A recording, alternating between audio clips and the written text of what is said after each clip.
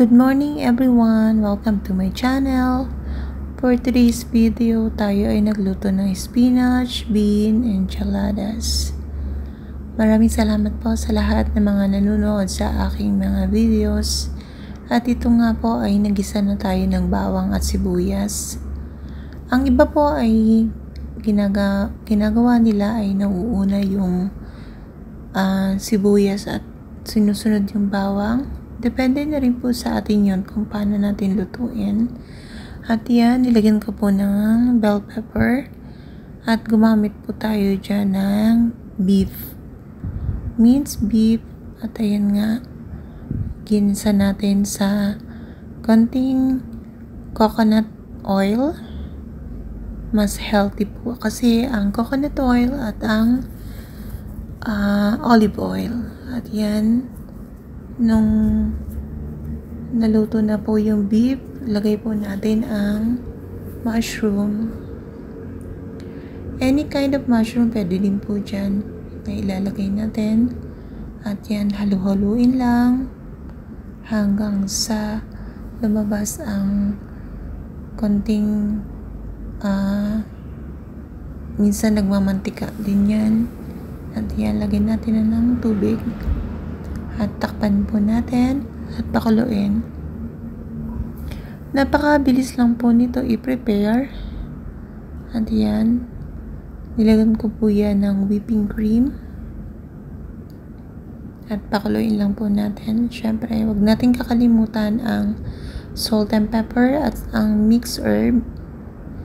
At ang beans po na yan ay pwede din pong fresh beans or yung nasa lata.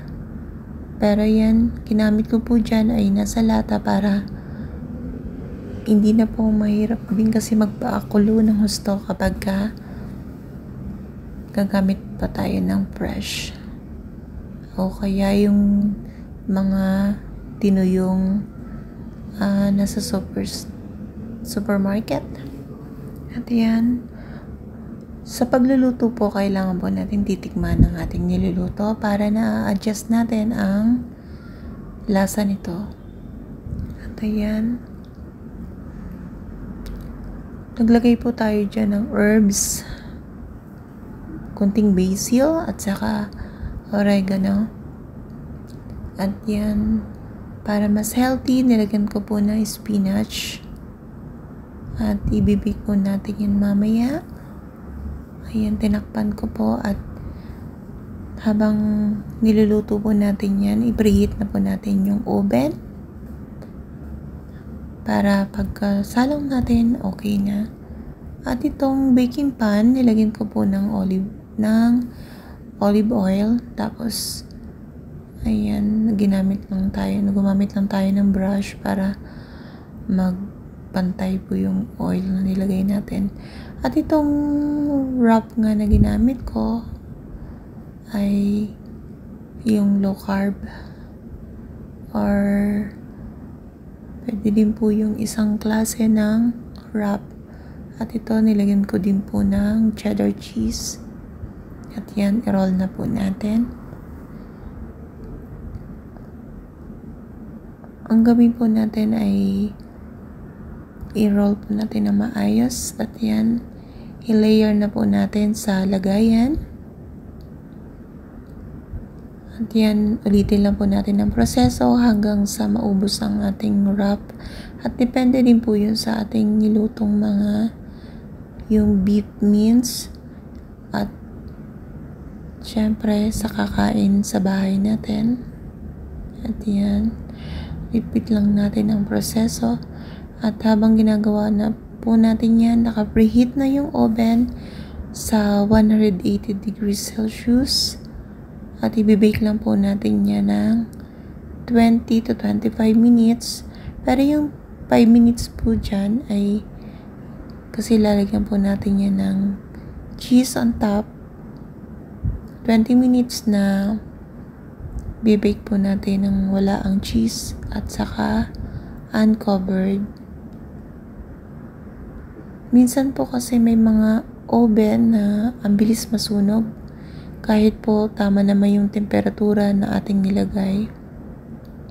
na ating sinet. Kasi minsan ang iba ay medyo luma na siguro kaya ganun ang nangyayari. At ayan nga po, malapit nang matapos ang aking pagbabalot dyan. Ito ay niluto ko pa last how many weeks na. Ayan, nakalayer na po yan at ilalagyan lang po natin ng at ang nagawa ko po dyan ay 16 yata. At ayan, ganyan po yung ginawa ko. Nung naisalang ko na po ulit, tapos yan nilabas ko. Tapos kinovered ko po pala yan. Tapos